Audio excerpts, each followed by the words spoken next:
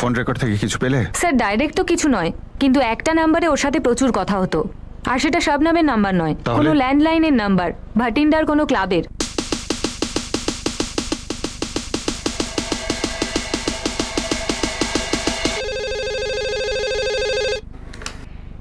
Hello, JK recreation club. লাকির নাম শুনেছো? আপনি? পুলিশ। হ্যাঁ, শুনেছি তো। এই ক্লাব থেকে আমরা এমন কিছু লিড পেতে পারি যেটা আমাদের খুনি পর্যন্ত নিয়ে যাবে।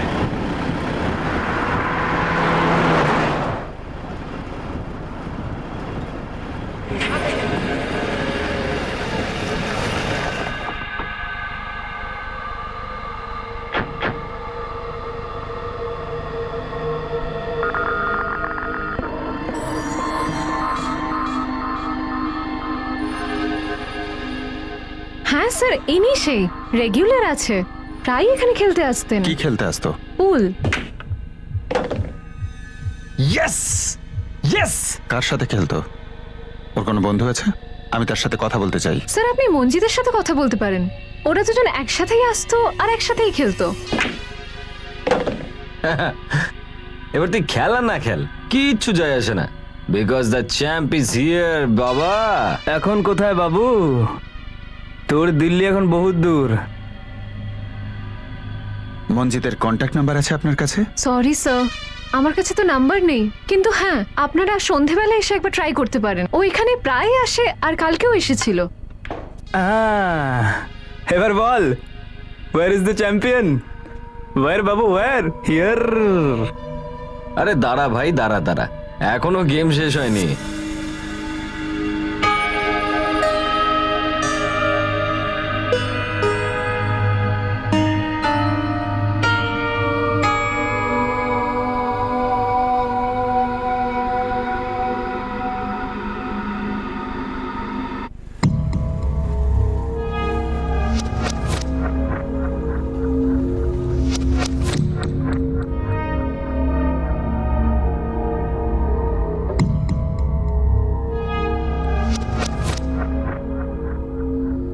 হাই। Hello sir.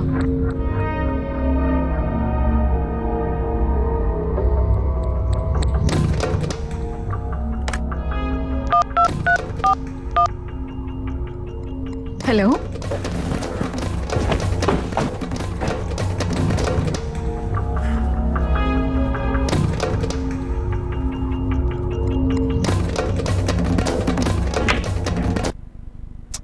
আরে ভাই, কে ভাই তুমি?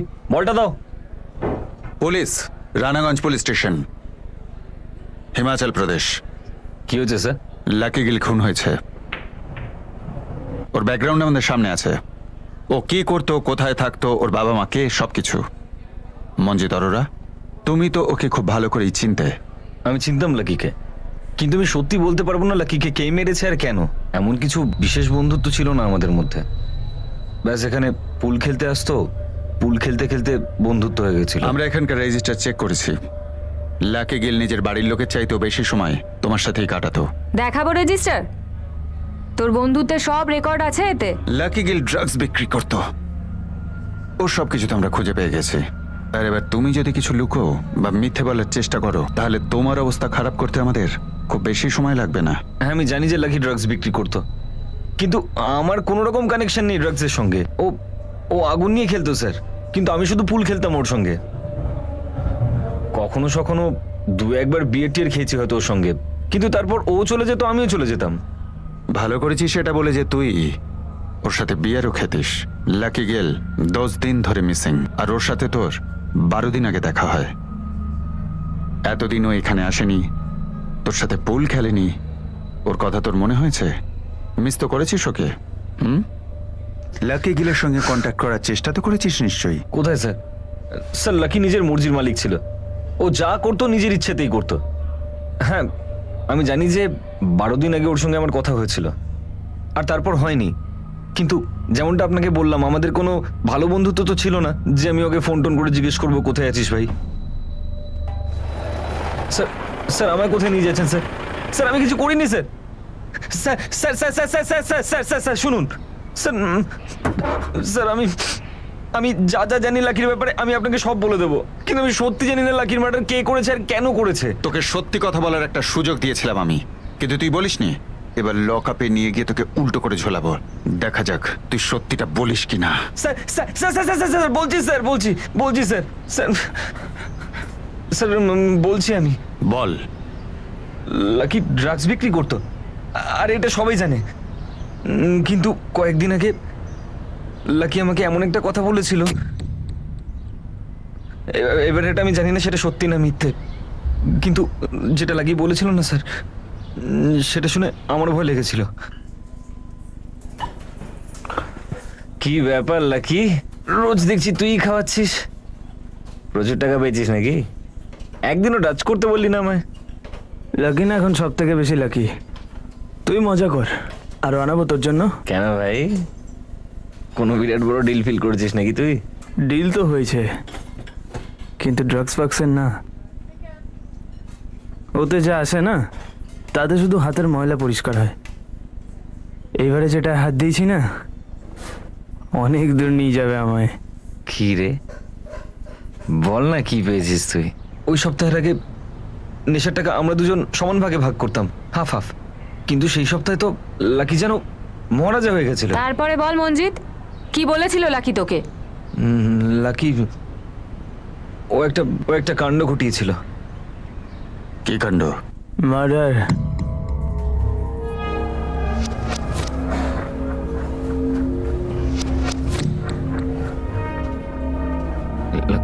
লাকি তুই মার্ডার করেছিস? মার্ডার মঞ্জিত, জ্যাকপট পেয়েছি, জ্যাকপট। কাকে মার্ডার? এবার কার করেছি জানতে চাস না? তুই আমাকে জিজ্ঞেস করলি কি ডিল, আমি বললাম তো, বললাম না এইটা হলো আমার নতুন কাজ। ঠিক আছে, কারোর সামনে মুখ খুলবি না, বন্ধুত্ব রাখ। রোজ খাবো দাবো সব আমি দেবো, তোর কোনো খরচা নেই, কিন্তু তুই তোর মুখ বন্ধ রাখবি, কারণ বন্ধুর খুন করলে না আমার মনে বড্ড কষ্ট হবে। আমি তো ভয় শুকিয়ে গেছিলাম, সেজন্য আমি কাউকে কিছু বলিনি। কবে বলেছিল এটা লাকি তোকে? 2-3 মাস আগে, হ্যাঁ জুলাইতে। বল লাকি কাকে খুন করেছিল? জানি না স্যার, ও আমাকে যে হুমকিটা দিয়েছিল, তারপর আমি কিছু জিজ্ঞেস করার সাহস পাইনি স্যার। আর স্যার আমি এখানে শুধু পুল খেলি স্যার, মদটাও খাই, কিন্তু স্যার আমি ড্রাগস ছুঁই না স্যার।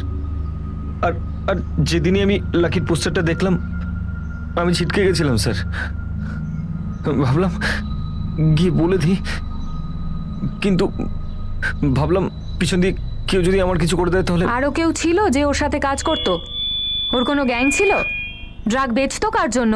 নিজের বিজনেসের ব্যাপারে না লাকি কিছু বলেছিল, আর না আমি কিছু জিজ্ঞেস করেছিলাম ওকে। তুই লাকির পোস্টারটা দেখেছিলি, তুই চুপ করে রইলি, আমাদের কাছে আসলি না, কিন্তু আমরা তোর কাছে পৌঁছে গেলাম। যদি এবার পালানোর চেষ্টা করিস তাহলে তোর এমন হাল করব যাতে তোকে আর চেনা না যায়। আমি কোথায় যাব স্যার? এখানেই থাকবো। আর নিজের ফোনটা অন রাখবি। হ্যাঁ স্যার।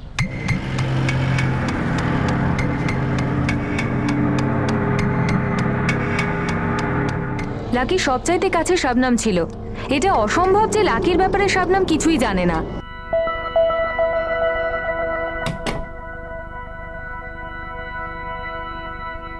এই মঞ্জিত অরোরা মনে হয় আরো অনেক কিছুই জানে যা এখনো পর্যন্ত ও বলেনি। এই লাকির ফ্যামিলি মনে হয় আমাদের সবকিছু জানাচ্ছে না। স্যার, লাকির মা কমলা দেবী কিছু বলতে চেয়েছিল, কিন্তু লাকির বাবা মাঝপথে থামিয়ে দেয়। ও তো লাকিকে কখনো কেউ কিছু বলতে পারেনি। সুজাতা ওর সঙ্গে আলাদা কথা বলবে। লাকি ছিল ড্রাগ পেডলার। মঞ্জিত অরোরা যে খুনের কথাটা বলছিল, ওই খুনের সম্পর্ক লাকি গিলের কেসের সঙ্গে নেই তো? স্যার, থানায় লাকির এই একটাই ফাইল আছে। সাব ইন্সপেক্টর নাগের এটা চেক করেছেন, লাকির ওপর মার্ডার চার্জ কোনোদিন লাগেইনি। সাগর তোমার খোঁচরকে ভরসা করে যায় তো? হ্যাঁ স্যার, ভাটিন্ডার পুরনো খোঁচর। যখন আমি সিমলাতে ছিলাম তখন 2-3টে কেস সলভ করতে ও সাহায্য করেছিল। ঠিক আছে, ওকে এই ছেলেটার পেছনে সারাক্ষণ লাগিয়ে দাও। আর আমার এই লাকি গিলের ব্যাপারে পুরো ইনফরমেশন চাই।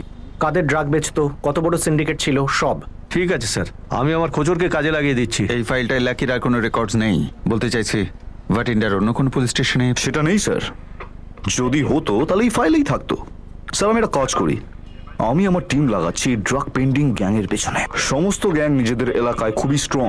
লাকি যদি অন্য কোনো এলাকায় মাল বেঁচে থাকে তো গ্যাং ওয়ারে নিশ্চয়ই মরে গেছে। মার্ডার তো আমার এলাকাতেই হয়েছে, আর আমার সেই লোকটাকে চাই যে আমার এলাকায় এই মার্ডারটা করেছে।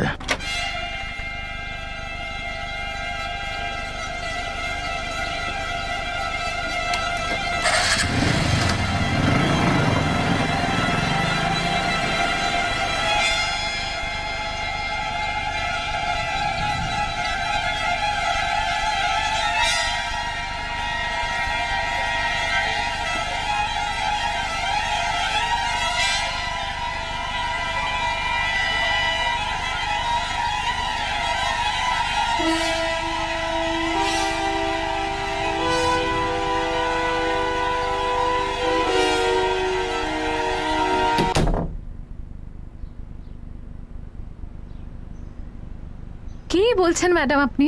আমি জানি না লাকি কার মার্ডার করেছে। আমি তো এটাও মানি না যে ও এটা করতে পারে। ও ড্রাগস বিক্রি করতো, আমি এইটুকুই জানি। দেখো শবনম, লাকি কারোর মার্ডারে ইনভলভ ছিল এটা আমরা ভালোভাবে জানি, আর এখন ও নিজে মার্ডার হয়েছে। আমার মনে হয় দুটো ব্যাপারে কানেকশন নিশ্চয়ই রয়েছে। আরে ম্যাডাম, আমি শুধু এইটুকুই জানি যে ও বলেছিল ফেরার সময় অনেক টাকা নিয়ে ফিরবে। কিভাবে, কোথা থেকে, না আমি জিজ্ঞেস করেছি না ও বলেছে। আর এটা ছাড়া আমি আর কিচ্ছু জানি না ম্যাডাম। আপনি আমাকে বারবার একই প্রশ্ন করছেন। স্যার এই 4টে ফাইল আছে জুলাই মাসের, সবকটাই মার্ডার কেসের। আপনি চেক করেছেন? হ্যাঁ স্যার, 2বার চেক করেছি, কিন্তু কোনো কেসেই লাকি গিলের নাম নেই। আচ্ছা,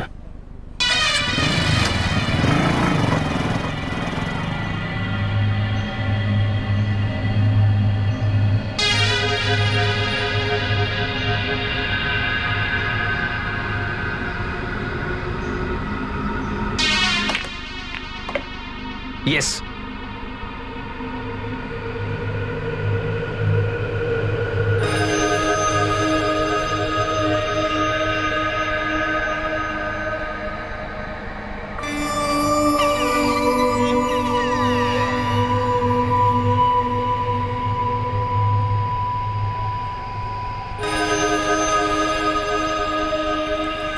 দুটো বাঁধাকপি, হ্যাঁ দিচ্ছি এক্ষুনি। লাউ কত করে? ওই 40 টাকা কেজি। একটা লাউ দিয়ে দাও। হ্যাঁ দিচ্ছি। কমলা দেবী, আপনার ছেলে লাকি কাকে মেরেছিল? আমার ছেলে কাউকে মারেনি। আপনি জানেন লাকি সিমলাতে কোনো কাজের জন্য যায়নি, টাকা আনতে গেছিল। কার কাছে? সেটা আপনি বলুন। আপনার ছেলে মারা গেছে, আমাদের এলাকায়ও লাশ পাওয়া গেছে। আমরা এটা চাইছি যে খুনির শাস্তি হোক। আপনি তো ওর মা, আপনি চাইছেন না যে ওর দোষীরা ধরা পড়ুক, শাস্তি পাক? এরকম নয় তো? আপনার নিজেরই এক ছেলে অন্য ছেলেকে মেরে দিয়েছে, হরপ্রীত, এর জন্য আপনি চুপ করে আছেন? না। তাহলে আপনার স্বামী করেছে এই কাজ? আমি বললাম না। না। কমলা দেবী, উত্তর দিন। আপনার জন্য মার্ডার কেস অন্যান্য কেসের মতো, কিন্তু ও আমার ছেলে ছিল, আমার নিজের রক্ত। আমার ওপর কি গেছে আপনি কখনো বুঝতেই পারবেন না, কারণ আমি বুঝতে পারিনি যে আমার ছেলে কখন কিভাবে এই অপরাধের রাস্তা বেছে নিয়েছে। ওর যাওয়া উচিত হয়নি, কিন্তু কিন্তু আগে এমন ছিল না। খুব ভালো ছেলে ছিল আমার, পড়াশোনায়ও খুব ভালো, গ্র্যাজুয়েট ছিল, কিন্তু সবসময় চিন্তায় থাকতো কারণ ওর কোনো চাকরি হয়নি।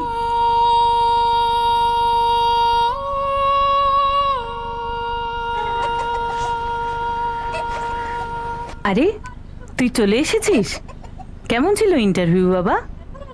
আরে বল না, কেমন ছিল ইন্টারভিউ? আমার চোখের সামনে আমি ওকে ধীরে ধীরে হতাশায় ডুবে যেতে দেখছিলাম।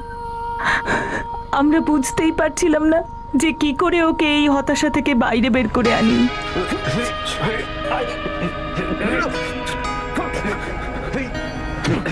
আরে আরে কি করছিস তুই?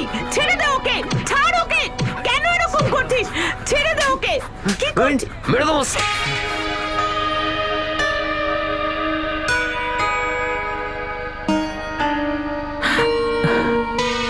বাবা তুই এসব কেন করছিস বাবা? শোন না, জানতেই পারিনি যে ও কখন কিভাবে আমাদের থেকে দূরে চলে গেল।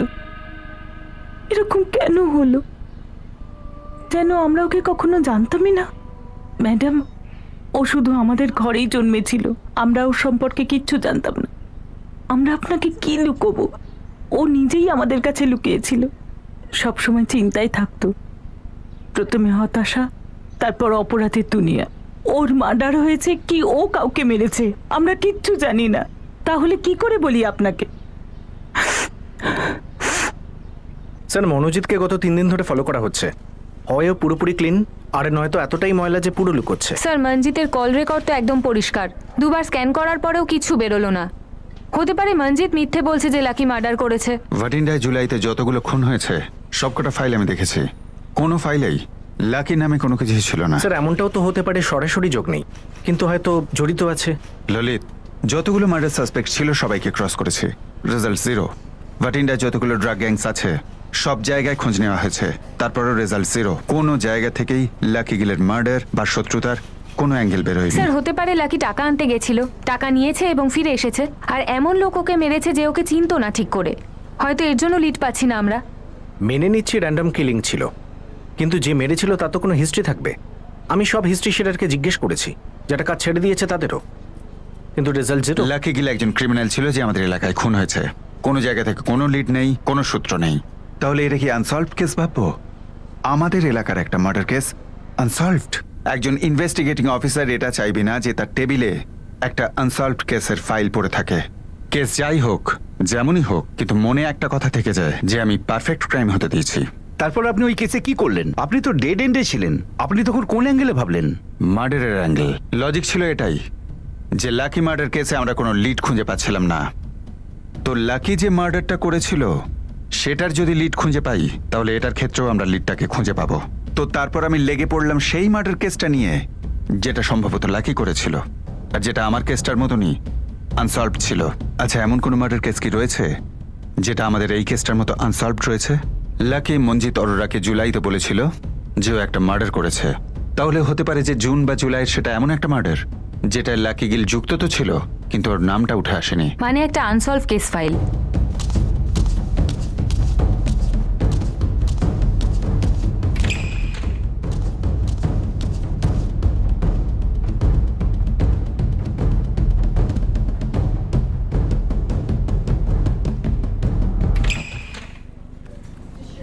এটা একটা ফাইল আছে জুলাইয়ে, যাতে কোনো লিড পাওয়া যায়নি।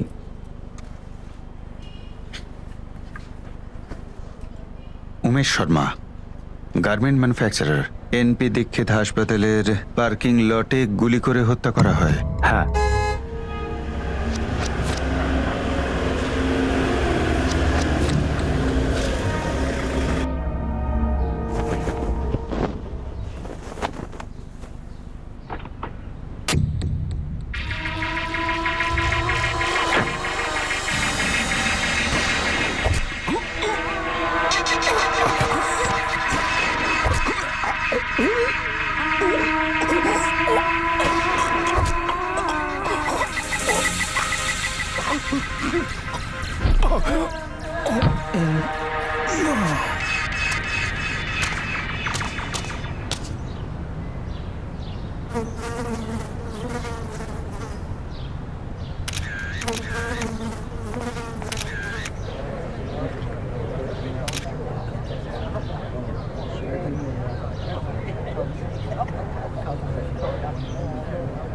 তিনটে রাউন্ড গুলি চলেছে, আর তুমি আওয়াজও পাওনি। স্যার, এটা তো পেছনের দিক।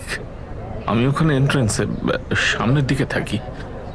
স্যার, ড্রাইভিং লাইসেন্স পেয়েছি, উমেশ শর্মা নাম। বলছি যে এই সাহেব রোজ আসতেন কিছুদিন ধরে। এনার কেউ অ্যাডমিট ছিল আইসিইউতে। Sir, deluxe ward, room number 6। এনার বাবা হরকৃষ্ণ শর্মা অ্যাডমিট আছে। ওনার কোনো আত্মীয় স্বজন থাকলে একটু ডেকে দিন।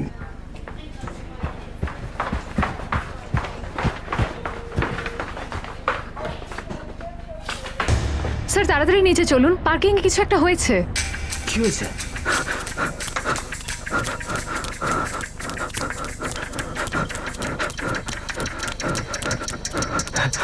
এক মিনিট, চলো চলুন। বাবা, বাবা, এটা কি হয়ে গেল বাবা? এটা কে করলো বাবা? আপনার বাবা বেঞ্চে নেই, আপনি এদিকে আসুন। কে মেরেছে গুলিয়ে নাকি? আপনি কে? সাইডে আসুন, আপনি সাইডে আসুন। আপনার নাম কি? রঘু, রঘু শর্মা। বাবা, রঘু? এটা কি হয়ে গেল তোমার সাথে? রঘু উঠুন। বাবা, রঘু এদিকে আসুন, আপনি সাইডে। কে করলো এটা? ও গড। পার্কিং লটে সিসিটিভি ফুটেজ দরকার এক্ষুনি। হ্যাঁ স্যার, এক্ষুনি দিচ্ছি।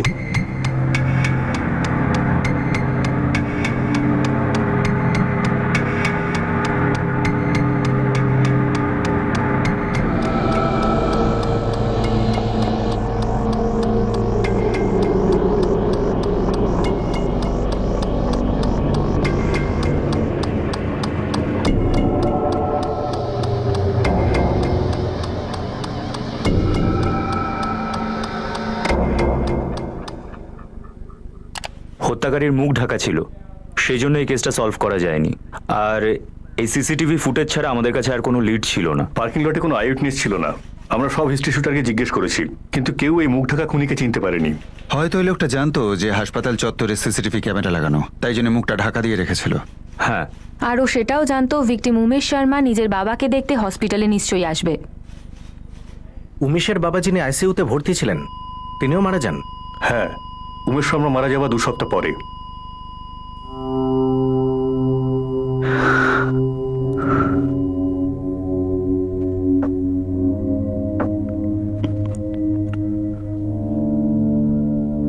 .8 বোরের গুলি চলেছিল।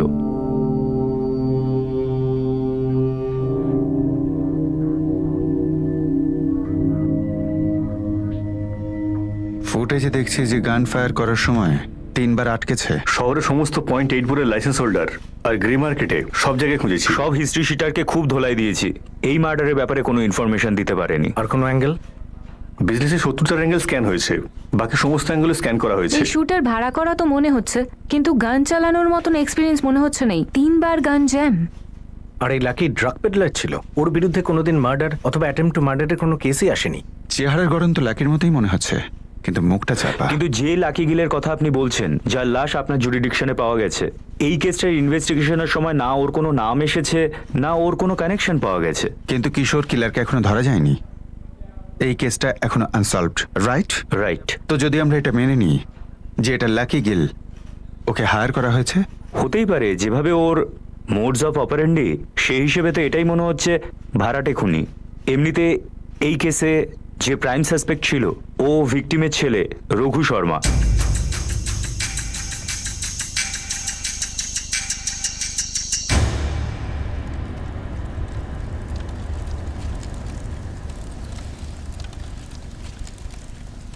রঘু শর্মা সাসপেক্ট লিস্টে প্রথম নাম ছিল, কেননা যার সঙ্গে কথা হয়েছে সেই বলেছে বাবা ছেলের মধ্যে সম্পর্ক ভালো ছিল না। সারা দুনিয়াকে জিজ্ঞেস করার কি দরকার ছিল? ডিরেক্ট আমাকে জিজ্ঞেস করতে পারতেন। হ্যাঁ, আমার বাবা আর আমার মধ্যে প্রবলেমস ছিল। 6 বছর আগে আমার মায়ের মৃত্যু হয়। শুধু উনিই ছিলেন যে আমাদের মধ্যে শান্তি বজায় রাখতো।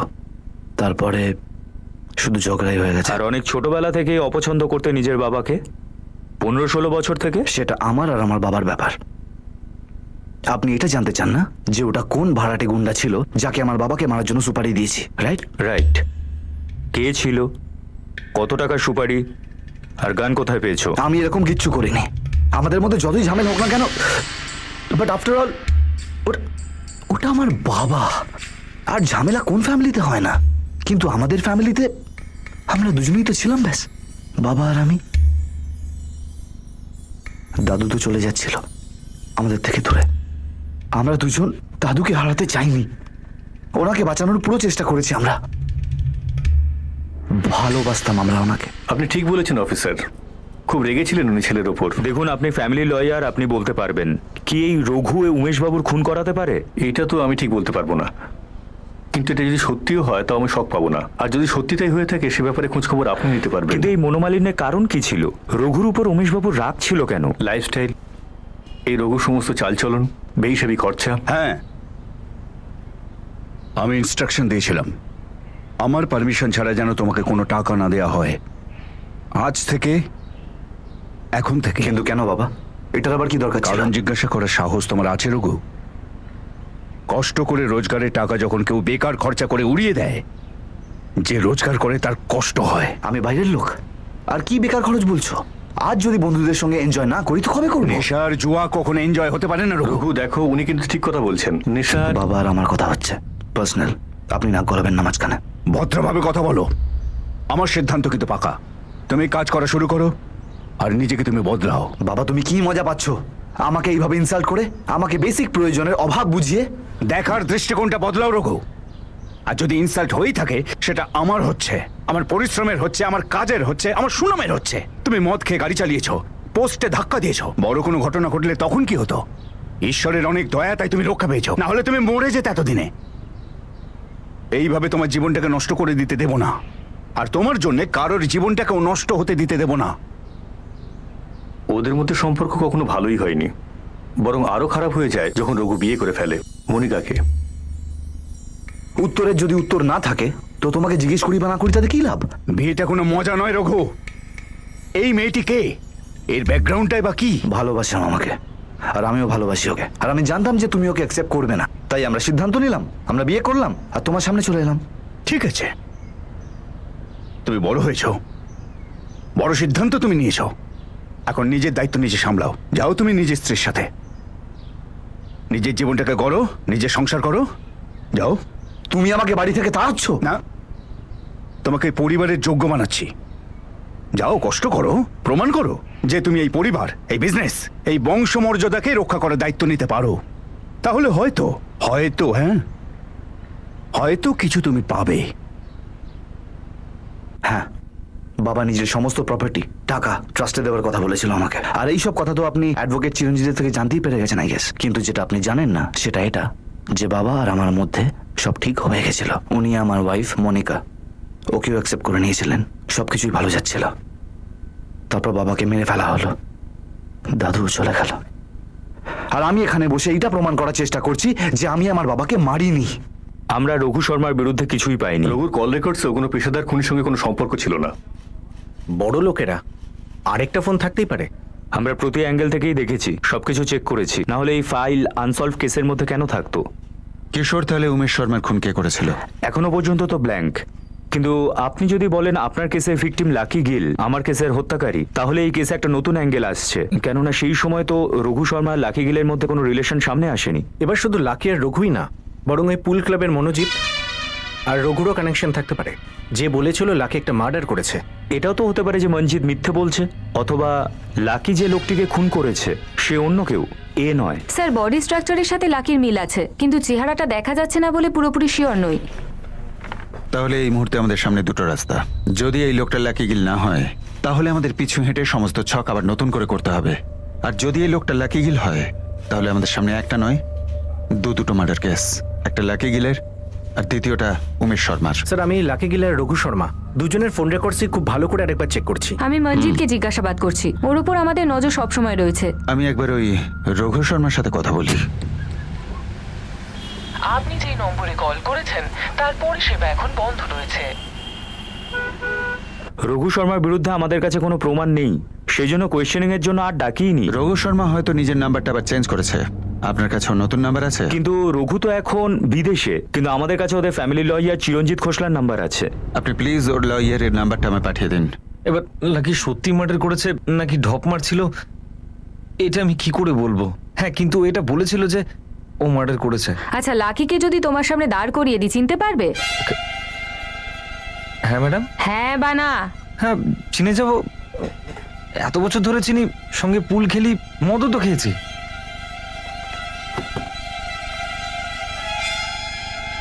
এটা লাকি হতেও পারে, কারণ আমি ওকে না এরকম একটা জ্যাকেট পরতে দেখেছি।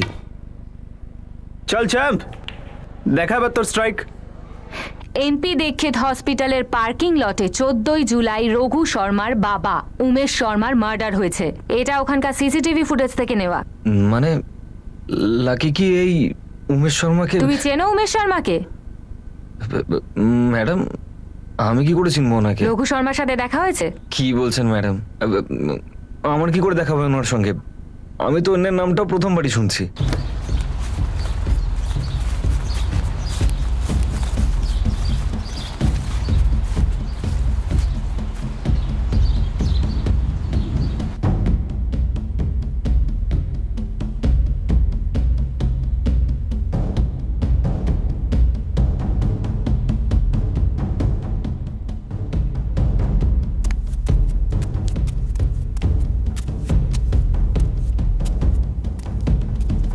কিন্তু রঘুর ওপর তো কোনো ট্রাভেল রেস্ট্রিকশন কখনো লাগানোই হয়নি, আর না পুলিশ স্টেশনে কোনো রিপোর্ট করার অর্ডার। উমেশ শর্মার খুনের পর রঘু নিজের বাড়িটা বিক্রি করে দেয়, ফ্যাক্টরিও বিক্রি করে। হ্যাঁ, কারণ রঘুর ফ্যামিলি বিজনেসে কোনো ইন্টারেস্ট ছিল না।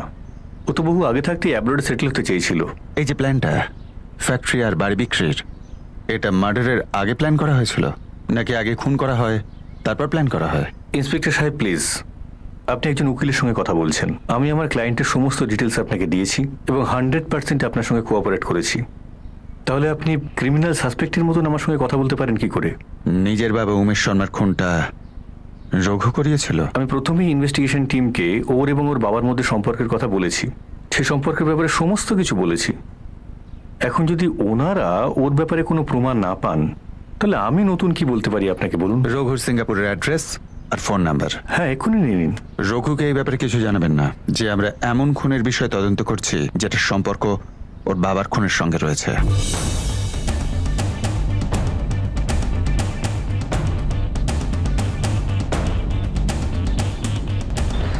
মঞ্জিত লাকিকে আইডেন্টিফাই করেছে?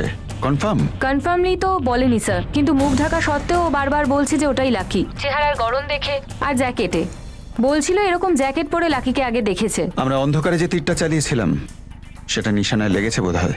সুজাতা, এই দুটো কেস কানেক্টেড, আমি কনফার্ম। সুজাতা, স্যার, এই লাকি গিলার রঘুবীর শর্মার ফোন রেকর্ডসে ডাইরেক্ট তো নয়, কিন্তু ইনডাইরেক্ট কানেকশন আছে।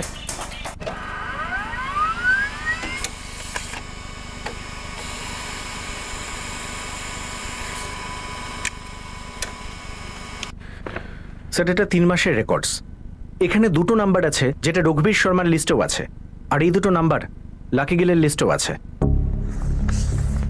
বীরেন্দ্র আর দলজিৎ রানা, এই দুটো নাম ভীষণ শোনা শোনা মনে হচ্ছে স্যার। বীরেন্দ্র আর দলজিৎ রানা, হ্যাঁ স্যার মনে পড়েছে। জেকে রিক্রিয়েশন ক্লাবের রেজিস্টারে এই দুটো নাম দেখেছি যখন লাকি আর মঞ্জিতের এন্ট্রিজ চেক করছিলাম তখন।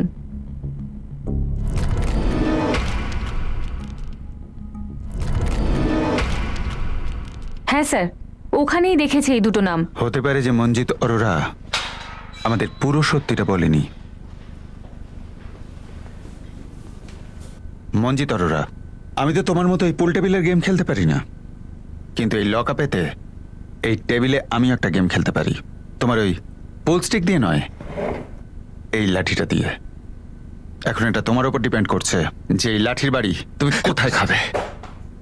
স্যার স্যার ওই ওই দলজিৎ আর বীরেন্দ্র ওরা ক্লাবে আসতো, আর ওরা লাকিরও বন্ধু ছিল। উমেশ শর্মা আর লাকি গিলকে কে মেরেছে আর কেন? আমি কিচ্ছু জানি না। ওই ওই বীরেন্দ্র, দলজিৎ আর লাকির মধ্যে কি ঘটপাক ছিল আমি কিচ্ছু জানি না স্যার। আমি তো এটাও জানি না যে ওদের উমেশ শর্মার মার্ডার কেসের সঙ্গে কি সম্পর্ক স্যার। আমি তোকে জিজ্ঞেস করেছিলাম তুই রঘুকে চিনিস কিনা, তুই মানা করেছিলিস। হ্যাঁ, তো আমি এখন কোথায় মানলাম ম্যাডাম? আমি শুধু লাকিকে চিনি, আর দলজিৎ আর বীরেন্দ্রের সঙ্গে শুধু হাই হ্যালো ছিল, বাকি আর আমি কিচ্ছু জানি না। এই বীরেন্দ্র আর দলজিৎ এদের কোথায় পাবো?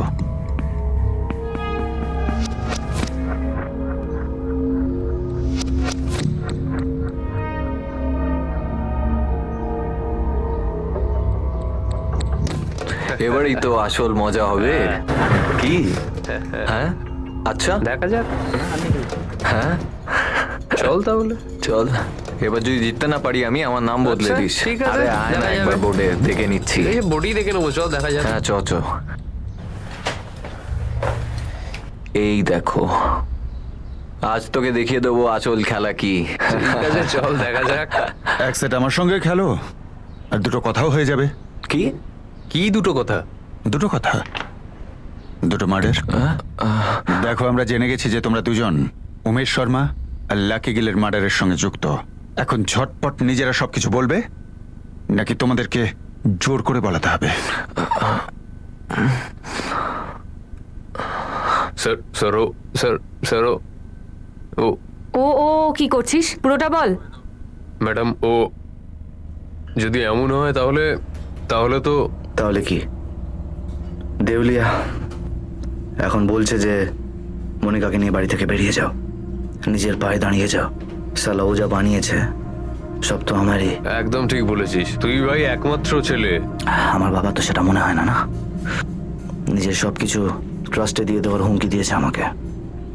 আর আমার দাদু এখন আমার গুণগান গাওয়ার মতো অবস্থায় নেই, আর অর্ধেক টাইম হসপিটালেই পড়ে থাকে। ভাই এটা তো ঠিক, যদি তোর বাবা তোকে সম্পত্তি থেকে ত্যায্য করে দেয় কি করবি তাহলে? কি করবি তাহলে? করবো এটা যে আমি এটা হতেই দেব না। তুইও তো আমার টাকায় গিলিস, ব্যবস্থা কর। এসব তুই কি বলছিস? ব্যবস্থা কর একজন লোকের। আরে ভাই তুই তো নিজের বাবাকে মেরে দেওয়ার প্ল্যান করছিস। এতে আবার ভাবনার কি আছে?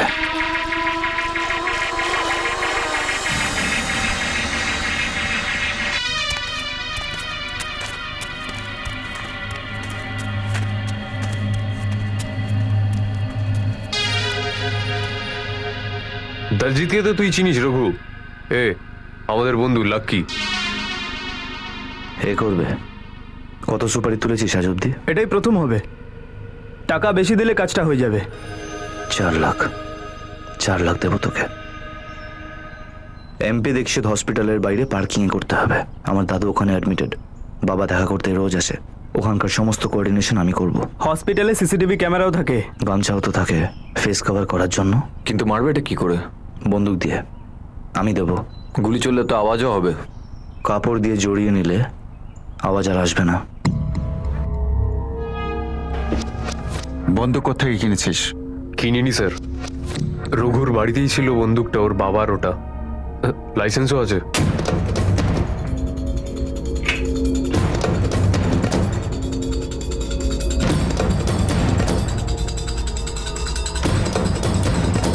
কি? এটা কি করে সম্ভব? আমরা সব লাইসেন্স গান চেক করেছিলাম। রঘুর এক সহযোগী স্বীকার করেছে যে পিস্তল রঘু বাড়ি থেকে এনেছিল, ওর বাবার লাইসেন্সড পিস্তল। স্যার, এই হলো আমাদের রিপোর্ট। উমেশ শর্মার গানও চেক হয়েছিল, কিন্তু ওর গানটা 0.9 বোরের ছিল, কিন্তু ওনাকে যে গুলিটা মারা হয় সেটা 0.8 বোরের।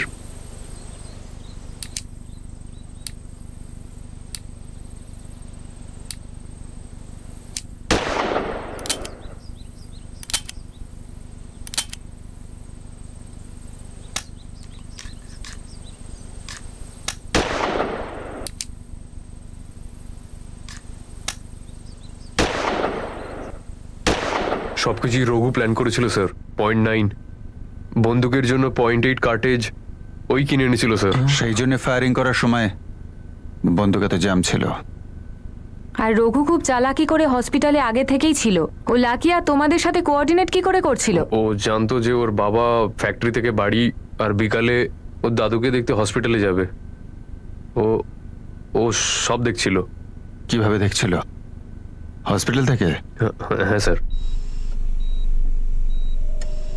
রঘু ওর বাড়ির সিসিটিভি ওর ট্যাবলেটের সঙ্গে কানেক্ট করে রেখেছিল।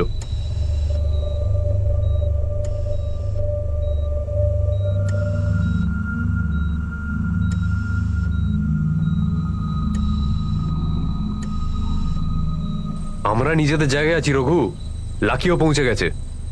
ভাই গাড়ির উপর নজর রাখিস।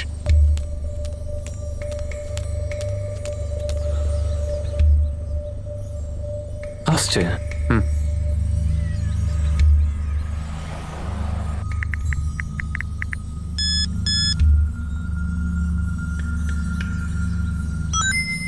রেডি হয়ে যা। লাকি গিল ওকে কেন মারলো? ও যদি বলে দেয়? ও সব বলে দেওয়ার হুমকি দিচ্ছিল। এতে 2 লাখ আছে, বাকি 2 লাখ পরে পেয়ে যাবি। বাকি 2 লাখ টাকা দিয়ে কোনো কাজ হবে না। মানে? আচ্ছা, এই কথাটা না কখনো আপনি, না কখনো দলজিৎ, না কখনো বীরু বলেছে যে আপনি আপনার বাপকে মেরে কোটি টাকার ওপর রাজত্ব করবেন। তুই ওটা নিয়ে কোনো মাথা ব্যথা রাখিস না। 4-এর কথা হয়েছে, তুই 4ই পাবি। বাজারে খুচররাও তো ঘুরবে পুলিশের। হুমকি দিচ্ছিস? দাম, আমার কাজের সঠিক দাম মাত্র 15 লাখ টাকা। 15 লাখ টাকার তালা আমার মুখে লাগাবে, পরবর্তী 15 জন্ম মুখ খুলব না। ভেবে দেখবেন। 15 কখন কোথায় বীরুকে বলে দেবেন। চললাম। এই লাকিকে বলে দে ডিল এখানে নয়, বাইরে হবে। আর হ্যাঁ, টোলের রাস্তা দিয়ে যাবি না, ওখানে সিসিটিভি ক্যামেরাস থাকে। গান তুই দিবি? এইবার বন্দুক দিয়ে নয়। রঘু আমাদের প্রায় 15 লাখ টাকার মতন দিচ্ছিল, যেটা লাকি ওর থেকে চেয়েছিল। রঘুর ভয় ছিল যে লাকি ওর জন্য বিপদ হয়ে যেতে পারে। আজ 15 চেয়েছে, কাল 50 চাইতে পারে। সারা জীবন হয়তো ওকে ব্ল্যাকমেল করে যেতে পারে। আমরা লাকিকে বললাম একদমই টাকার জোগাড় হয়নি, ওখান থেকেই নিয়ে নে। আর লাকি আমাদের কথা মেনে নিল। আর ওই রাতে আমরা ওকে এত খাওয়ালাম যে মাতালের মতন পুরো মদ খেতে লাগলো।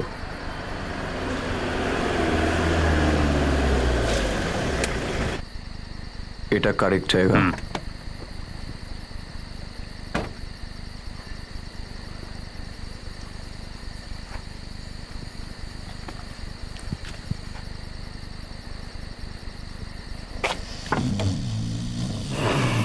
লাকি, লাকি, আর আমরা এখানে কেন দাঁড়ালাম? কোন জায়গা এটা?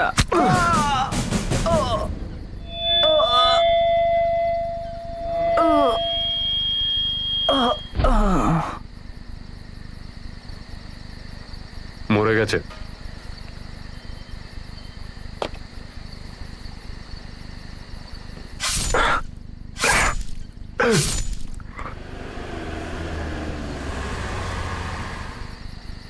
স্যার, আমরা ওর পকেটে কোনো সিম কার্ড দিইনি।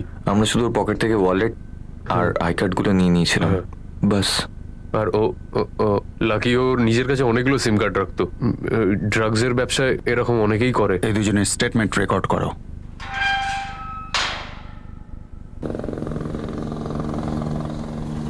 আমি ঠিক বুঝলাম না, আপনি কি বলতে চাইছেন? এটাই বলতে চাইছি রঘু, যে তোমায় বিদেশে যেতে বারণ করা হয়নি তার মানে এই নয় যে তুমি বেঁচে গেছো। ও, সেই এক পুরনো কথা। পুরনো কথা অনেক পুরনো হয়ে গেছে রঘু শর্মা। আজকের টাটকা খবর এই যে বীরেন্দ্র পুনিয়া আর দলজিৎ রানা দুজনেই অপরাধ স্বীকার করেছে। ওদের বয়ান রেকর্ডও হয়েছে। এখন তোমার কাছে একটাই পথ খোলা, তুমি এখানে এসে সারেন্ডার করো, নাহলে তোমার গলায় দড়ি বেঁধে সিঙ্গাপুর থেকে আনা হবে। তোমার ব্যাংক অ্যাকাউন্টস, ক্রেডিট কার্ডস সব ফ্রিজ হয়ে যাবে। ও তো ভেবো না রঘু শর্মা, চলে এসো।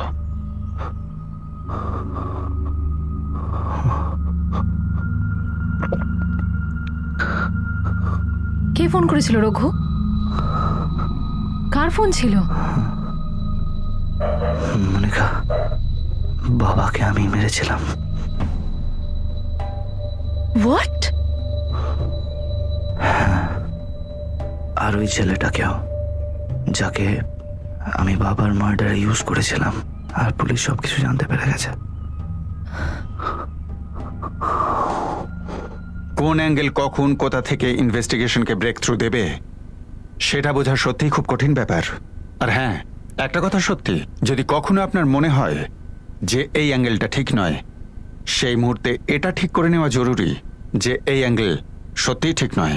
হতে পারে সেই মুহূর্তে সঠিক অ্যাঙ্গেলটা আপনি পেলেন না, কিন্তু অন্তত সেই চেষ্টাতে সঠিক অ্যাঙ্গেলের ইঙ্গিতটুকু পেয়ে যাবেন।